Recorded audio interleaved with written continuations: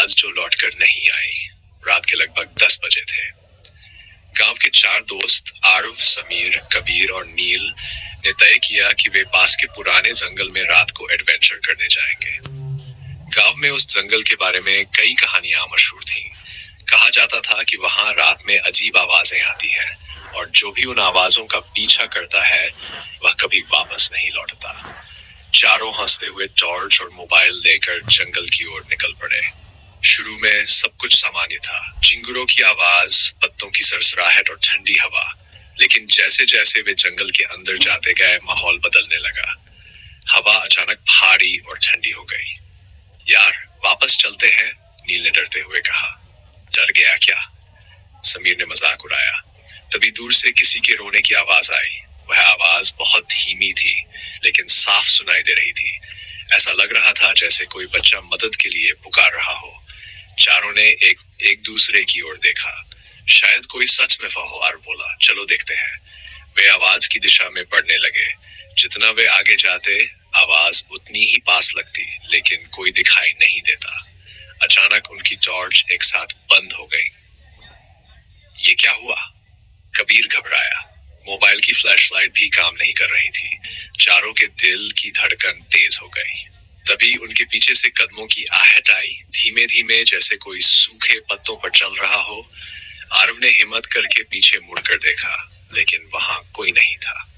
फिर अचानक वही रोने की आवाज बिल्कुल उनके कानों के पास गूंजी, इतना पास कि जैसे कोई उनके बीच खड़ा हो। नील चिल्लाया और भागने लगा। बाकी तीनों भी उसके पीछे दौड़े, लेकिन जंगल जैसे बदल गया था। जिस रास्ते से वे आए थे वह गायब हो चुका था। हर तरफ बस घने पेड़ और अंधेरा। भागते भागते कबीर अचानक गिर पड़ा। उसने देखा कि उसके पैरों के पास जमीन पर गीली मिट्टी में छोटे छोटे पैरों के निशान बने थे, लेकिन वे निशान इंसान जैसे नहीं थे। उंगलियां लंबी और मुड़ी हुई थी। ये क्या है? उसकी आवाज कांप रही थी। तभी एक ठंडी फुसफुसाहट सुनाई दी। तुमने मेरी आवाज सुनी, अब तुम नहीं जाओगे। चारों ने डर के मारे एक दूसरे का हाथ पकड़ लिया। सामने के पेड़ों के बीच एक धुंधली आकृति दिखाई दी। सफेद सा शरीर, लंबे बाल और आंखें पूरी तरह काली। वह जमीन से कुछ इंच ऊपर तैर रही थी। समीर ने कांपते हुए कहा, हमने कुछ नहीं किया, हमें जाने दो। वह आकृति धीरे धीरे उनके करीब आने लगी। जैसे जैसे वह पास आती, ठंड बढ़ती जाती। उनकी सांसें भाप की तरह दिखने लगी। अचानक आरव को दादी की बात याद आई। अगर कभी जंगल में कुछ अजीब दिखे तो पीछे मत देखना और भगवान का नाम लेकर सीधा भागना। आरव चिल्लाया, आंखें बंद करो और भागो। चारों ने आंखें कसकर बंद की और पूरी ताकत से दौड़ने लगे। उनके कानों में अजीब हंसी गूंज रही थी। ऐसा लग रहा था जैसे कोई उनके बिल्कुल पीछे दौड़ रहा हो।